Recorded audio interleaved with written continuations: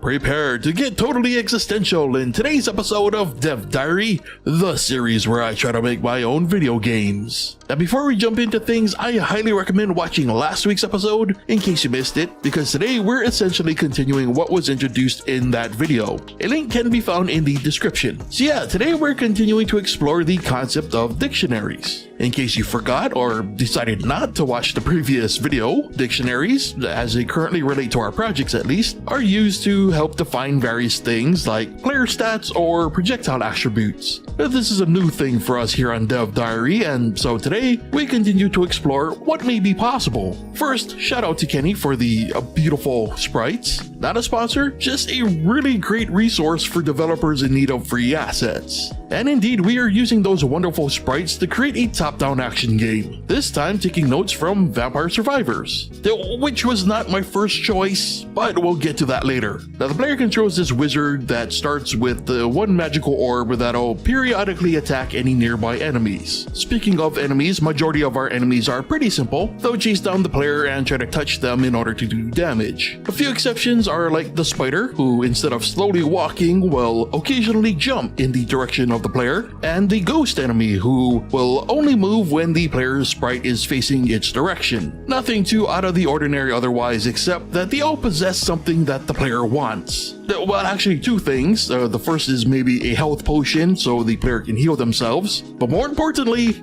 a soul. By hitting shift, the player punches a hole right through space and time and is able to read what soul each enemy possesses. And sadly, because I didn't have a lot of time, every enemy but the Cyclops has a single type of soul. Now these souls do a variety of things, from adding status effects to projectiles to upgrading the player's stats. For example, the variants of bats can possess poison, burn, or freeze effects. Meanwhile, a rat soul will make the player move faster. And when an enemy is defeated, their soul is automatically collected by the player. The catch here is that souls come at a price. The player can only hold so many souls at one time, and when their souls max out, they must be expelled. This is where the chaos begins. I guess if it wasn't chaotic enough. In order to progress, the player must expel their souls by cloning themselves, sacrificing their current form in the process. This will create a mimic that will grow as the player begins to repeat the process of collecting more souls. Once the player has maxed out their souls again, the clone will awaken, and this clone must be defeated in order to score a point. 3 victories is considered a win, with death being the only other outcome. Now the player can expel their souls at any time, but only defeating a fully charged mimic will count. Kinda like if you enjoy the content and would like your support to count, consider subscribing to my Patreon. You can get access to exclusive content and downloads, and even early access to the weekly Dev Diary videos. Anything earned through the Patreon is currently going to upgrading my 10-year-old PC, so if you have the means, consider helping us reach that goal.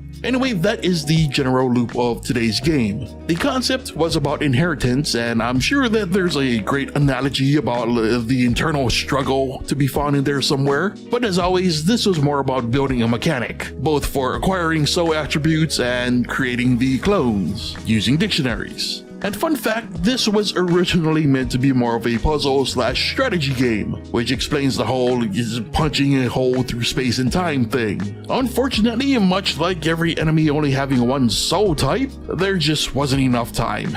Finally, if there's one tidbit of information that I would like to pass on that I had to discover through trial and error, if you ever need to clone something complicated like a nested dictionary, gamemaker actually has a function for that, and you can even set how deep it should clone. The function was necessary for this project in order to properly reset the player's stats whenever they created a clone. Very useful in my opinion, yet I hardly see it come up in online discussions. And you know what, speaking of discussions, did you like today's concept? What do you think could make it even better? And did it in fact give you something existential to wrestle with? Whatever's on your mind, be sure to leave it in the comments. And if you enjoyed the video, be sure to leave a like and subscribe if you're new to the channel. But with that said, brings us to the end of today's Dev Diary, so thank you so much for watching, and I'll see you next time.